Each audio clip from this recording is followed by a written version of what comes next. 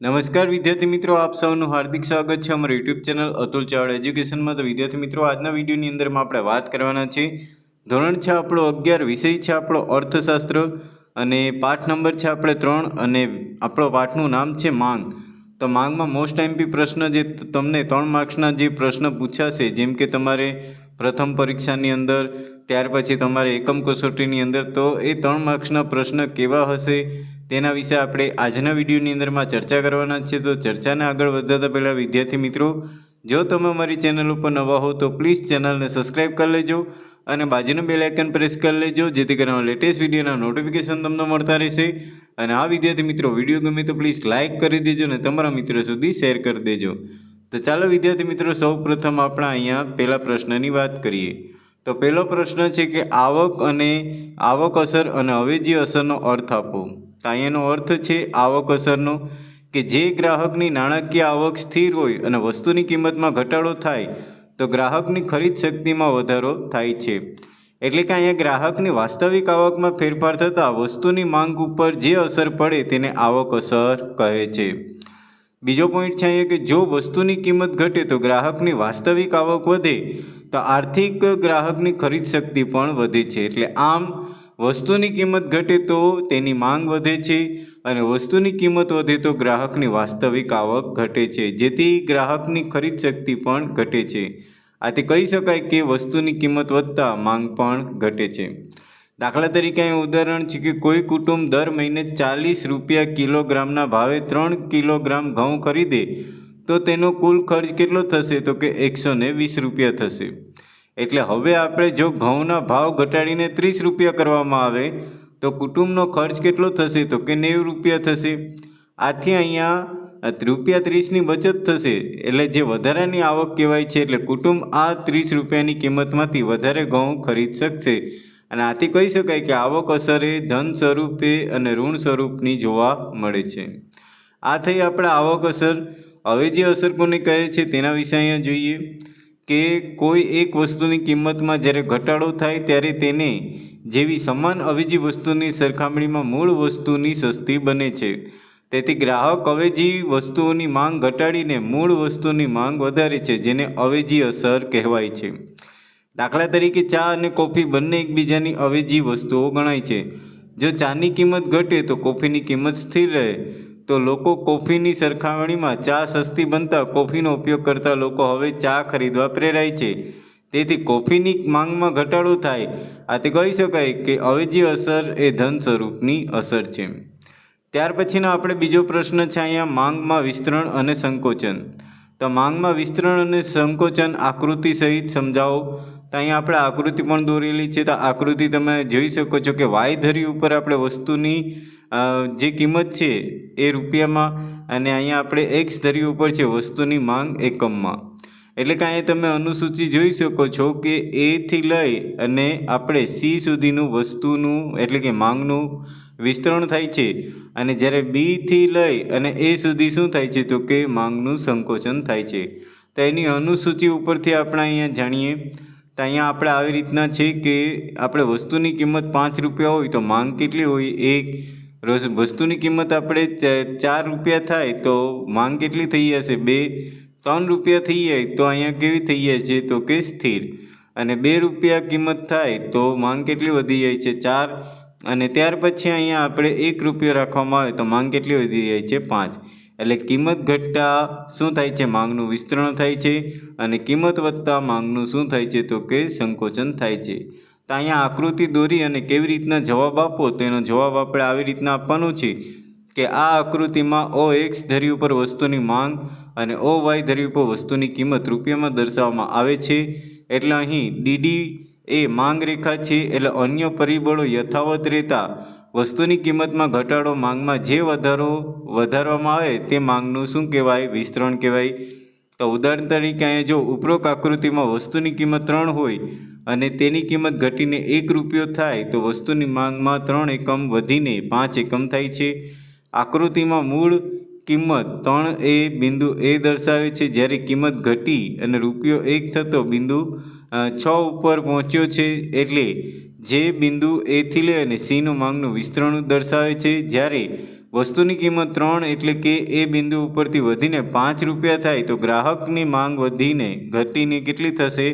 1 એકમ થાય છે. એટલે જે બિંદુ બી છે એ અહીં એ અને બી સુધીના ફેરફારનું માંગનું સંકોચન દર્શાવે છે.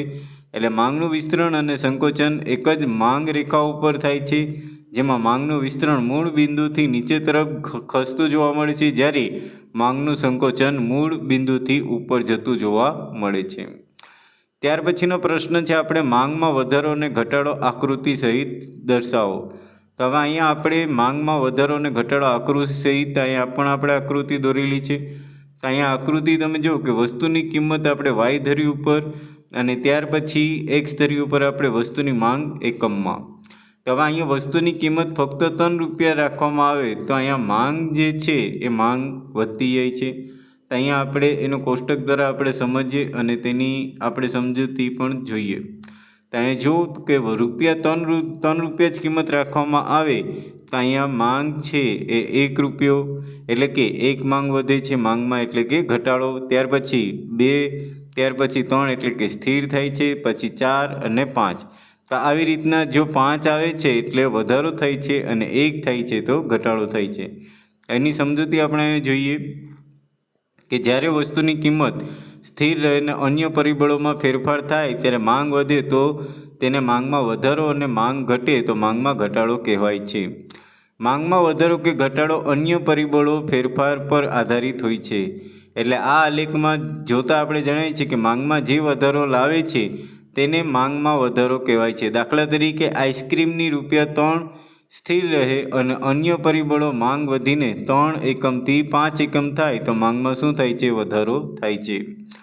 આકૃતિમાં મૂળ બિંદુ એ માંગ રેખા D1 ઉપર દર્શાવેલ છે, પરંતુ અન્ય પરિબળો આધારિત માંગ બિંદુને એટલે કે C એટલે કે માંગ રેખા D3 થાય તો માંગ રેખા જમણી તરફના સ્થાનેથી વધારો કરી શકાય છે. જો વસ્તુની કિંમત 3 રૂપિયા સ્થિર રહે અને અન્ય પરિબળો પ્રેરિત માંગ 3 એકમ હોય તો આકૃતિમાં બિંદુ દ્વારા D1 પર દર્શાવેલા સ્થળથી વસ્તુની માંગ ઘટીને બી બિંદુ માંગ રેખા D2 પર થાય તો માંગમાં થયેલ ઘટાડો માંગ રેખા D1 થી ડાબી બાજુની નવી માંગ રેખા D2 માંગ રેખાનું ડાબી તરફના સ્થાન તરફ જોવા મળે છે, જે માંગમાં ઘટાડો સૂચવે છે. અને આમ માંગનો વધારો અને ઘટાડો એકથી વધુ માંગ રેખા દ્વારા જાણી શકાય છે. તો માંગમાં વધારો થતાં માંગ રેખા મૂળ માંગ રેખાથી જમણી તરફ સ્થાન બદલે છે, જ્યારે માંગમાં ઘટાડો એ થતાં માંગ રેખા મૂળ માંગ રેખાથી ડાબી તરફ સ્થાન બદલે છે. એટલે આમ માંગમાં વધારો અને ઘટાડો જોવા મળે છે. એટલે ચોથો પ્રશ્ન છે આપણા અહીંયા કે માંગની આવક સાપેક્ષતાની સમજૂતી આપો. તો માંગની આવક સાપેક્ષતાની સમજૂતી શું છે? તેનો જવાબ છે કે માંગની આવક સાપેક્ષતાના મુખ્ય 3 પ્રકારો છે. એમાં પહેલું છે હકારાત્મક એટલે કે ધન આવક સાપેક્ષ માંગ, બીજું છે નકારાત્મક ઋણ આવક સાપેક્ષ માંગ, ત્રીજું છે શૂન્ય આવક સાપેક્ષ માંગ. એટલે જ્યારે પણ પરિબળો સ્થિર રહે ત્યારે ગ્રાહકની આવક વધે તેથી માંગમાં ફેરફાર થાય છે અને માંગમાં થતા ફેરફારને આવક સાપેક્ષતા કહી શકાય છે. જો કે અર્થશાસ્ત્રની ભાષામાં માંગમાં ટકાવારીમાં ફેરફાર અને આવકના આધારે ફેરફારને ધ્યાનમાં લેવામાં આવે છે. ત્યાર પછી માંગની આવકની સાપેક્ષતાના પ્રકારો. તેના પ્રકારો કયા છે? એમાં પહેલું છે હકારાત્મક આવક સાપેક્ષ માંગ. જ્યારે આવકમાં વધારો થતાં વસ્તુની માંગમાં વધારો થાય છે અને વ્યક્તિની આવકમાં ઘટાડો થતાં વસ્તુની માંગમાં પણ ઘટાડો થાય છે. તે માંગ કેવી છે? તો કે હકારાત્મક આવક સાપેક્ષ માંગ કહેવાય અને આવી માંગ રેખા ધન ઢાળ ધરાવે છે. તેના પેટા પ્રકારો કયા છે? તો કે એકમ એટલે કે આવક સાપેક્ષ માંગ, બીજું છે એકમથી વધુ આવક સાપેક્ષ માંગ, ત્રીજું છે એકમથી ઓછી આવક સાપેક્ષ માંગ. એમાં આપણે બીજું અહીંયા જોઈએ કે એકમ આવક સાપેક્ષ માંગ. જો આવકમાં થયેલી ટકાવારી ફેરફારમાં માંગમાં થયેલી ટકાવારી ફેરફાર જેટલો જ હોય તો તેને એકમની આવક સાપેક્ષ માંગ કહે છે. ત્યાર પછી એકમથી વધુ આવક સાપેક્ષ માંગમાં આપણે અહીંયા જોઈએ કે જો આવકમાં થયેલ ટકાવારી ફેરફાર કરતાં માંગમાં થયેલ ટકાવારી ફેરફાર વધુ હોય તો તેને એકમથી વધુ આવક સાપેક્ષ માંગ કહેવાય છે. ત્રીજું છે કે એકમથી ઓછી આવક સાપેક્ષ માંગ. જો આવકમાં થયેલી ટકાવારી ફેરફાર કરતાં માંગમાં થયેલા ટકાવારી ફેરફાર ઓછો હોય તો એ એકમથી ઓછી આવક સાપેક્ષ માંગ કહેવાય છે. ત્યાર પછીનો આપણે બીજો પોઈન્ટ છે અહીંયા નકારાત્મક સાપેક્ષ માંગ. તો કે વ્યક્તિની આવકમાં વધારો થતાં વસ્તુની માંગમાં ઘટાડો થાય અને વ્યક્તિની આવકમાં ઘટાડો થતાં વસ્તુની માંગમાં વધારો થાય તો તેને નકારાત્મક આવક સાપેક્ષ માંગ રેખા કહેવાય છે. અને આવી માંગ રેખા ઋણ ઢાળ ધરાવે છે, એટલે કે જ્યારે હલકા પ્રકારની વસ્તુ એટલે કે નીચી ગુણવત્તા ધરાવતી વસ્તુઓની માંગ રેખા ધરાવે છે. દાખલા તરીકે સિંગ તેલની અવેજીમાં વપરાતું પામોલી તેલ નિમ્ન ગુણવત્તા ધરાવતું તેલ કહેવાય છે. અને ત્રીજો પોઈન્ટ છે આપણા આમાં કે આવક સાપેક્ષ માંગ, કે વ્યક્તિની આવકમાં વધારો થાય કે ઘટાડો થાય પરંતુ વસ્તુની માંગમાં કોઈ ફેરફાર ન થાય, એટલે કે વસ્તુનું પ્રમાણ સ્થિર રહે, તો તેવી વસ્તુની માંગને આવક સાપેક્ષ માંગ કહે છે. દાખલા તરીકે આપણા રોજબરોજના વપરાશમાં વપરાતું મીઠું કે જેની માંગમાં વધારો કે ઘટાડો થતો નથી, અર્થાત વ્યક્તિની આવક વધે કે ઘટે પરંતુ મીઠાની માંગમાં કોઈ ફેરફાર થતો નથી. તેથી જ રીતે ટાંકણી, સેફ્ટી પિન, દિવાસળી વગેરે ઉદાહરણો આપણે ગણાવી શકાય. પાંચમો પ્રશ્ન છે કે માંગના જે નિયમના અપવાદો છે એ સમજાવો. તો માંગના નિયમના અપવાદો કયા છે તેમાં પહેલું છે કે માંગના નિયમના અપવાદોમાં પહેલું છે કે પ્રતિષ્ઠા મૂલ્ય ધરાવતી વસ્તુઓ, બીજું છે અત્યંત સસ્તી વસ્તુઓ, ત્રીજું છે આપણે હલકા પ્રકારની ગિફન વસ્તુઓ અને ચોથું છે ગ્રાહકોની પસંદગી અને ગ્રાહકોની માનસિકતા.